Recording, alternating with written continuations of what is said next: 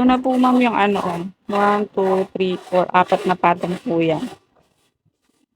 Yan po, dahil tatlo, bawat at nag-horizontal. So ito po, ang horizontal na to is above na po para dito na asentada. Dito ma'am, ilang patong po dito? Bago mag-reels, ilang patong. Tapos dito po, gaano po kataas. Kasi ito po yung full hanggang doon. Yung dito po, tataas, mas taasan po ba siya ng kaysa dito?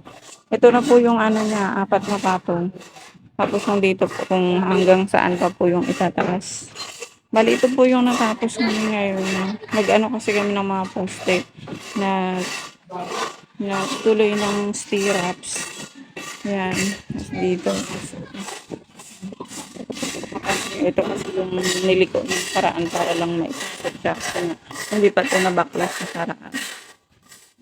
Ito po talaga na lang ang itataas niya ma'am. Kasi ano na po, beam na po yan. Hindi na po namin sa pwede tibagin para itaas pa yung pinto. Kasi mawawala na po yung beam niya. Ang beam lang pati nito is C-bar. Hanggang dyan lang po talaga yung itataas ng pinto. Okay. Yan. Yan po yung apat na patong. Nagbaklas din pala ng mga sidings ng ano po. Sidings ng beam para makasingaw yung ano.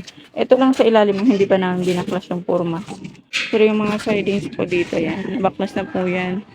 Yan po pala, inayos na rin namin yung kila nanay kasi kung ano kanina, inayos talaga agad namin kasi nga pag nag-asintada, mahuhulog ng pag ganun yung halo. So mapupunta talaga sa kanila.